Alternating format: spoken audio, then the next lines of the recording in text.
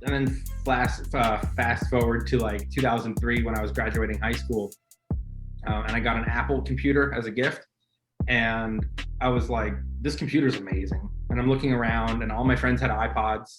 Like the iPods had just come out, like the huge thing with the spin wheel. Yeah, I remember that. And all my friends had iTunes accounts, and all my friends had these iPods, and everyone was getting these Apple gifts, like the computers and whatever. And I was like, maybe I should be investing in this. Like, Apple seems like the company. And we called my mom's broker, and like I was 18, so I didn't know how to give like a sales pitch, like like I couldn't sell why I wanted it. I just kind of like knew. You just knew. Yeah. I just was like, all I knew was everyone has their product and everyone loves it. I didn't know that they were going to be like disrupting any music industries, and I didn't know that they were going to be a growth company for 15 years or whatever. Like, I didn't know any of the terminology. I didn't know to like look at their balance sheet and like make the case to the broker. I just knew. Like, everyone was, you just knew.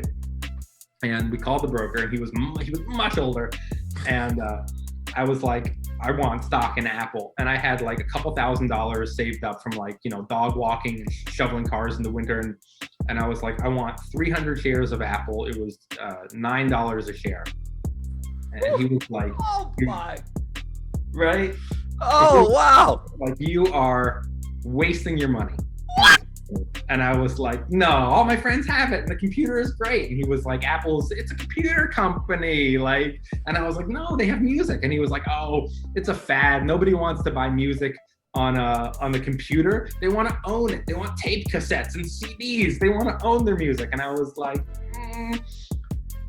And he talks me out of it. He was like, look, just don't waste your money on this company. And I was like, but I really want it. He was like, look, call me back in a week. So a week later, Apple goes from $9 to $12. And I was furious because I was like, look at, like, it was 9, now it's 12. And he was like, all right, look, we'll compromise. You can get 100, you should buy 100 shares. If you really want it, you should get 100 shares. And then it was just like straight, I think Apple went to like 225. Like after that, like they just kept growing. The phone came out. And then the recession happened in 2008 or whenever it was, and Apple went from $225 to $69 a share. I remember that. I was freaking out. I didn't know what to do, and I called the broker because I still wasn't like that into stocks and back then. I called the broker and I was like, "What do I do?" And he was like, "Sell it. You bought it at 12. It's 69. You have a profit. Why wouldn't you take it?" And I was like, all right, fine, sell it." As soon as we sold it, like that, 69 was the absolute lowest that it got. Bottom. That was the bottom. If anything, he should have said, look, you're 23 years old. Relax. Like, people my age are freaking out because, we only got a couple of years left. And we need our cash. And, we don't know how long this is going to last. But you're 23. You were right. It's a great company. We see that they've changed so many things. If anything, maybe you buy a little bit more if you can afford it at 69. Like if you buy 10 more shares or 50 more shares, like whatever you can afford, maybe you should buy. But he was like, sell it. And I was like, okay, sell it. And then Apple, they did a split, and then they went to like $750 a share. And then they did another split. And it was the Apple has done like 8 splits or something like that. Like, yeah, they've done a lot of splits. Yeah. They just did another one last year. And then, of course, you sit there and you do the math and you realize that if you had kept those 100 shares the whole time, you'd be worth like 1.5 million. And that makes you sick, And then you do the math on the 300 shares that you initially wanted, and it's like $5 million. And you're like, I can't believe all from one phone call to a broker who, you think you trust these people because they're like they're educated, professionals. They're professional. He works in the sector. He knows everything. And you listen to them, and I'm sure there are brokers out there who are spot on and give great advice. Yep. But the one that I had was like, no, and that's like, so is one of my favorite authors. He's also an investor, Peter Lynch. That was one of his biggest. He like basically took shot. He was a fund manager, but he took shots at the industry, and he was just like, individual, like small guys, you guys don't really need us like that, because there are certain things that you know about that we don't see on time. Right. Especially back in the old days when news didn't travel as fast and things were just like, where like nowadays a lot of stuff pops up very quickly because we have the internet.